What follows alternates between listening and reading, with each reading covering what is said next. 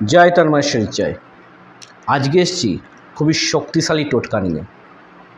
আপনার কি নজর লেগে যাচ্ছে, বা আপনার সন্তানের কি বারবার নজর লেগে যাচ্ছে, বা আপনার ব্যবসা ক্ষেত্রে বেচাকেনা কি বারবার আপ ডাউন হচ্ছে, আপনার মনে হচ্ছে কারোর নজর দোষ লাগছে আপনার দোকানের ওপর বা বিজনেসের ওপর বা অফিসে বা বাড়িতে।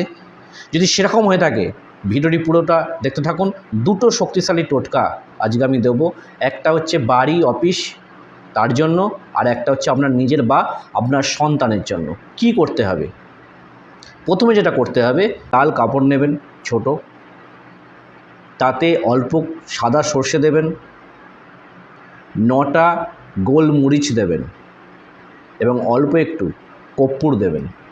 দিয়ে কাপড়টিকে, লাল কাপড়টিকে ভাঁজ করে মুড়বেন, তাতে লাল সুতো দিয়ে বাঁধবেন। বেঁধে সেটি হাতে বা গলায় আপনার এবং আপনার সন্তানের যার নজর দোষ লাগছে তাকে ধারণ করিয়ে দেন।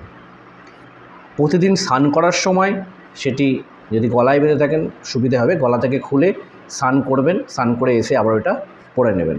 এটা কাজটা করে দেখুন, দুর্দান্ত ফল পাবেন।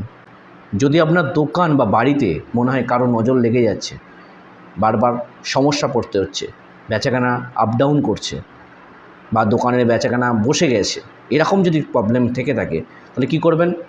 শুক্লপক্ষের মঙ্গলবার দিন দেখে লাল ফুল এবং একটু মিষ্টি নিয়ে বজরংবলীর যে মন্দির, আপনাদের বাড়ির সামনে হনুমানজির মন্দির বা বজরংবলীর যে মন্দির আছে, সেই মন্দিরে গিয়ে বজরংবলীকে নিজের মনোবাসনা জানিয়ে একটু পুজো দেবেন। পুজো দেওয়ার পর যেটা আপনাকে করতে হবে, যে বজরংবলীর বাঁ পায়ের যে মেটে সিঁদুর, সেই বাঁ পায়ের মেটে সিঁদুর অল্প একটু নিয়ে আসতে হবে ব্রাহ্মণকে বলে।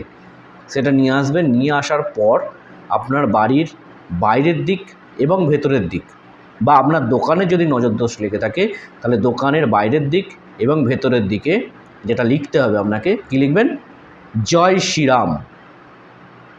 বাড়ির বাইরের দিক এবং ভেতরের দিকে লিখে রাখবেন জয় শ্রীরাম।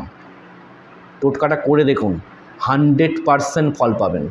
আপনার নজর দোষের সমস্যা চিরদিনের মতো চলে যাবে। ভালো থাকবেন, এবং যদি ভিডিওটি ভালো লেগে থাকে তো অবশ্যই লাইক, কমেন্ট এবং শেয়ার করতে ভুলবেন না। দেখা হচ্ছে পরের ভিডিওতে। জয় মা।